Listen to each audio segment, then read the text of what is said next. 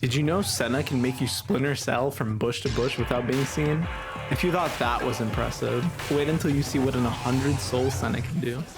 Senna is a late game hyper carry who looks to take slow fights with multiple rotations of her spells whilst keeping herself at a distance from the enemy team. Senna's only goal in game is to scale while being on track with her soul count of 100 souls by 25 minutes. The best indicator of a good Senna game is having a team comp that can survive long fights with a few CC spells to keep the enemy ditties at bay. Senna is also the queen of sustain and utility in the ADC role. Not only can she restore the condition of her and her teammates with healing and shielding, she can also manipulate teamfights in a way no other ADC can compare it to. She can turn the enemy team into pre-Ozempic Lizzo trying to run the treadmill to unlock the entire world, like Landon cheating on 4 months pregnant the wizard Liz, snipe the enemy's hopes and dreams like they're Gorilla Jones after quitting his job to go pro and playing TFT, and finally, make you and your teammates invisible like your Pride Month the minute the clock passes midnight on the 1st of July. If that wasn't OP enough, you have Senna's passive, which allows her to pull out the souls from living beings like your typical 9 to 5 for extra damage, attack range, crit, and lifesteal. Senna's a lot weaker than most ADCs early as she plays more like a spellcaster, which limits her DPS. Because of this lack of DPS, she's required to have this deficiency compensated in other parts of your team comp. Lucky for her, most jungle champs these days are fighters with decent DPS, like Vi, Xin, and Wukong, giving Senna more breathing space in the early game. Unfortunately, she has no mobility abilities to help her maneuver team fights,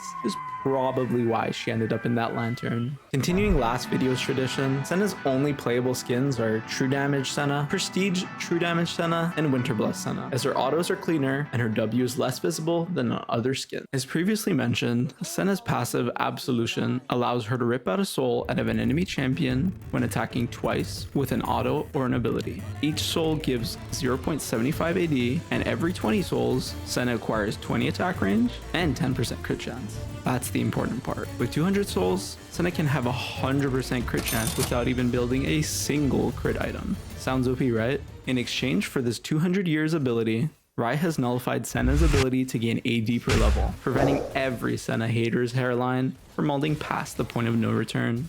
Now, to make your lives a little bit easier, I'll detail all of the different ways you can actually get the souls you need to scale late game.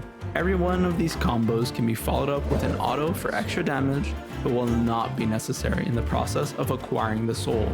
In order from early to late game usability, auto plus Q, auto plus W, Q plus W, with this little trick to land it more in the mid game, auto plus R, Q plus R, and W plus R. As an early Christmas gift from me to you, here are some of the hidden tricks that high-low players love to gatekeep, and I'm so sick and tired of it. Try using your Q and W when the enemy is standing still to last hit a minion. The enemy cannot move once they enter an auto attack animation, which makes landing a skill shot 1,000 times easier. To maximize Senna's Q value, try hitting the wave, an ally, and an enemy. At objective fights like Dragon and Baron, try lining up your Q to your allies for huge bursts of healing. Senna's W can instantly snare if the target is killed on impact, so try Wing a low HP minion near enemies for an instant CC. In my opinion, Senna's E is the most OP ability in her kit if used correctly. She can move allies from bush to bush without giving the enemy vision due to Senna's E working in conjunction with Fog of War. If she is not seen during her E, the mist will not be visible to the enemy, making these optical illusions possible on the Rift. Even though Senna's autos and Q work at light speed, her Bluetooth connection isn't strong enough to support this mechanic with her R. When Senna's R is cast across the map, her R projectile takes longer to reach, so think a second or two in advance when trying to shoot from one side of the map to another. Senna's current best rune is Fleet Footwork, following this exact line almost every game. A lot of players are very uncomfortable with playing Fleet ADCs, and I completely understand.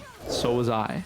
Fleet works by stacking charges up to 100 based off of your movement and your auto attacks. Once at 100 stacks, your next auto attack or auto attack based ability will heal you. Fleet heals at a 15% reduced rate against minions, so it's clear as day that the game incentivizes you to proc Fleet on champions, turrets, and monsters. And this next trick really helped me lane with Senna. If at 100 Fleet stacks, you can Q through a wave as Senna, and if you hit the enemy champion, you will get full value from your Fleet despite forget the fact that you actually also hit minions. So use this next trick in your ranked game and tell me how it goes. Senna's current best build is the static shiv build, which takes care of her wave management issues because she can't auto attack as fast as other champions. On mid wave with static shiv, try wave clearing by autoing a minion first, then queuing through the entire wave, and then autoing a minion other than the first one you hit.